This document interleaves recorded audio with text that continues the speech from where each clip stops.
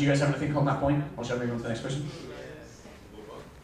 I really hate Yowie Skit. Yeah, we can get out of that one, Keith, don't worry about it. I did one, it's completely beside I'm going to do a Yowie Skit just for you. Just make it good. I'm going to do, if I do a Yowie Skit, you know, I'm going to do 2 Yowie Skits. Wait, everyone's saying that for Sunday night. Why does nobody do Yuri skits? There was one for a Yowie skit. No. Let's all say no. There was one at Aya about 5 years ago. That was about it. Maybe that's something I can cash in on, actually. No, I'm never cosplaying ever again. So this is another point. This is kind of coming from more the drama background that I do and stuff. You are not trapped in this invisible box on the stage. You're not trapped in there. You've got this massive stage. Use it. Don't just if you're doing something like what Keith does, where you're presenting and you're playing a host, fine. You can stand in the middle and it's totally point of thing. If you're doing a dramatic skit or you're doing this comedy skit, it's like, ha ha ha, now I shall fight you, Matt Miller. And then it's like, oh, and now I will stand here. And it's like, you've got this massive space that you can use. One use it. Exactly. You can use this whole massive space and you should totally use it. A few years ago we did a Metal Gear Solid 3 skit at AX, and I was really happy with it. But what we did was we had Snake going through and meeting the different boss characters and telling basically a very truncated version of the story. And for that, we literally used each section of the stage for different points in the game. So you'd move to this area, meet this person, and then on the other side of the stage, someone would call out, the audience attention would be diverted, the previous character would exit, the Snake moved on to that side of the stage. Literally, you can, with a good soundtrack and the use of sound effects behind the audio and stuff, if you're doing a pre-recorded track, you can use each section of the stage and paint an entire, image in their mind of what's going on in that, and with some jungle sounds and a door opening as you mime it. All of a sudden, you're in a room on this side. Come back this way, and you're in the middle of a concrete hallway with fire blowing. Sound effects are really helpful if you're doing something that is trying to really present an image in the people's head, and use the stage to that advantage as well. Anything? Oh shit, no, he's professional. So this next one is something that Matt's already covered. It's don't do a sword fight if you're not bloody trained to. Don't do a backflip if you actually can't do it. You're just going to look like a massive retard going, nah! It's so funny to watch. We'll end in personal injury. Yeah, exactly. And we're not laughing with you. We're laughing at, which fair enough is actually what happens in most of my skits, but that's fine. But it's a case of don't do these crazy stunts if you don't know how to do them. If you know how to do them and you can do a damn good job, it's awesome. Do it. Tam. Don't try and do crazy stuff at the end of the expo catwalk. Yeah, no, definitely don't do that. Half blind, walking backwards as Voldo. Yeah, exactly. It's just like... I was watching the screen behind me though. You can use the stage to your advantage. Yeah. Pretty much I was wearing a mask and walking backwards because that's what Voldo does. And I was watching myself on the camera, projected on the screen, so I could see when I was going to fall into the judges. Yeah. That's intense. But if you don't... You stabbed someone in the eyes, which was awesome. It could only have been Stuart Claw. Anyway. That's an in-joke.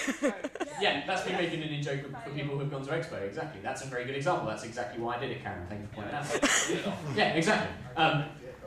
Yeah, well, you guys are blessed, don't worry. So, those are the end of the don'ts, I believe. So now we get the do's! I think Sam's really happy with these.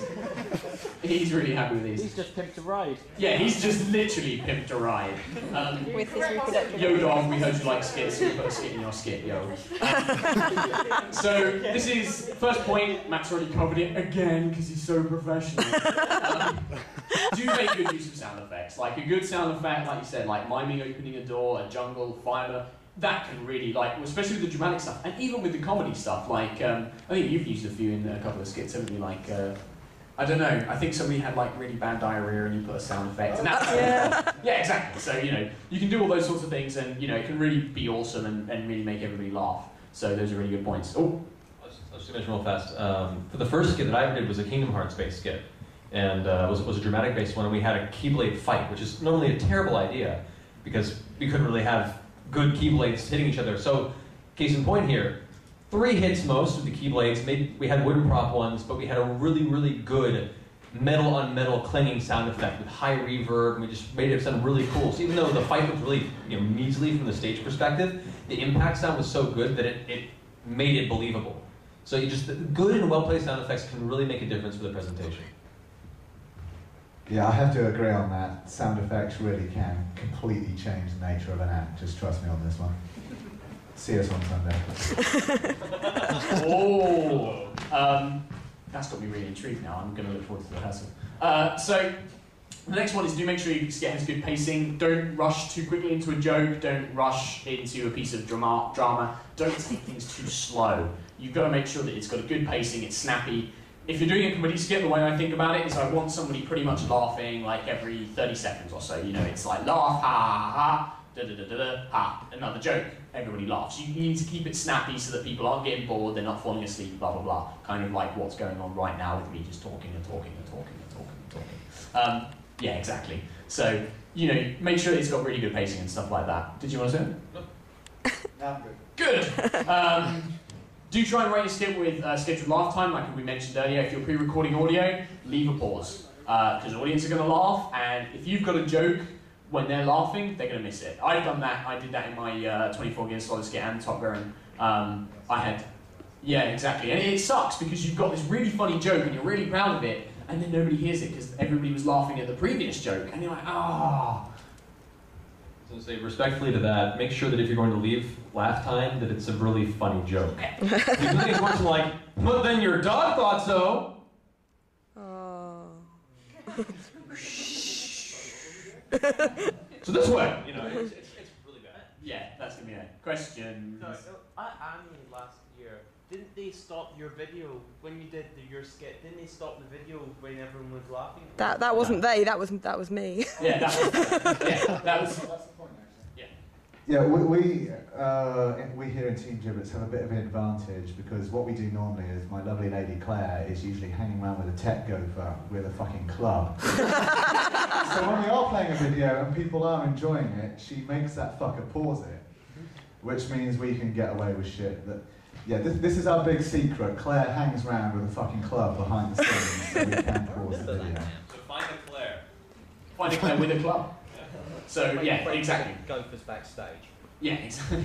No, but you know, having somebody there to pause the audio or to do something like that, perfect. That's the perfect situation I you want to be in. recommend it highly, honestly. If you're doing something that involves anything technical, have a friend who knows what the fuck is going on and get them hanging back with the tech guy. Yeah.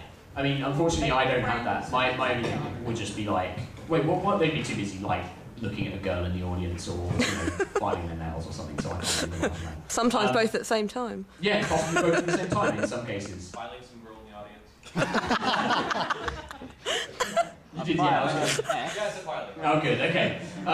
What, in a drawer? So, moving on, do put some energy and effort into your audio recording. Like, there's nothing worse than saying, having like, haha, now I will destroy your cloud because I'm Sephiroth. I've got some fantastic voice acting That'd this be pretty year. funny, actually. Depends on what skit you're going for. Yeah, exactly. But like, you know, Personality Sephiroth has. yeah, exactly. It's a case of, yeah, pretty much it's the same personality. That'd be quite in character, actually, for Sephiroth. Ah, now I will defeat you. I Tab. must go to the shop now.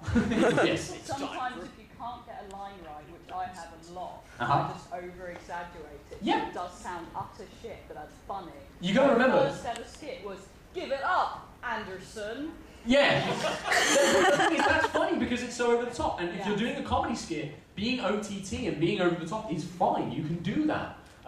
And doing that in your audio, whether you're on a mic or whether you're on pre-recording, that's fine. You know, that's what you need to do. Because at the end of the day, one of the things from the performances, and if you come to the performance skills workshop I'm running in here, a lot of it's about doing massive body movements. Yeah, I know, it's a pretty good plug. I've got a plug in the thing over there as well. Yeah. Wait a minute, what? What kind of plug are we talking about? Anyway, that was a nicely timed pronoun. So it's a case of like, you know, do put some energy and effort into it, and that goes for the stage performances as well. Anything to say? No. Yeah? Good, let's carry on. Practice, practice, practice. Pretty fucking obvious one. Don't turn it. Yeah, Keith's gonna say. Yeah, I'm really going to emphasise this one. For the love of God, practice, especially if you're doing a fucking dance act. But yeah, I can't emphasise the practice thing enough because there's, again, another one of my many, many pet hates is I'll be there on a convention forum and... That was your first mistake, mate. Yeah, I know. That was my first mistake going on a convention forum. And invariably, without fail, there is somebody who posts on there, I really like Naruto. You know what would be awesome? Some kind of Naruto skit. Does anyone have any ideas? And I die a little more inside. Oh, definitely. I will. I know.